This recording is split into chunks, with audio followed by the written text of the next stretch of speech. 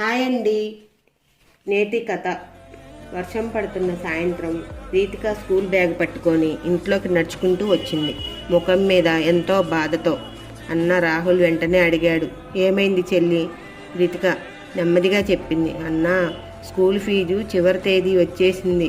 అమ్మని అడిగితే ఇంకా జీతం రాలేదన్నది. రాహుల్ క్షణం మాట్లాడలేదు. తన పాత మొబైల్ను చేతిలో తిప్పుకుంటూ ఏదో ఆలోచించాడు. ఆ ఫోను అతని కల. అతను నెలల తరబడి సేవ్ చేసి కొనుక్కున్నాడు. మరుసటి రోజు ఉదయం రితిక బ్యాగులో ఒక కవరు కనిపించింది. దానిలో పూర్తి ఫీజు ఉంది. ఆశ్చర్యపోయి రాహుల్ దగ్గరికి పరిగెత్తింది. అన్నా, డబ్బు ఎలా వచ్చింది? రాహుల్ చిరునవ్వుతో, నా ఫోన్ అమ్మేశాను, తర్వాత కొనుక్కుంటాను, నీ చదువు ఆగిపోవద్దు చెల్లి అన్నాడు. రితిక వెంటనే కన్నీళ్లతో అన్నని కౌగిలించుకుంది. ఇంకా మరిన్ని కథలతో మళ్ళీ కలుద్దాం.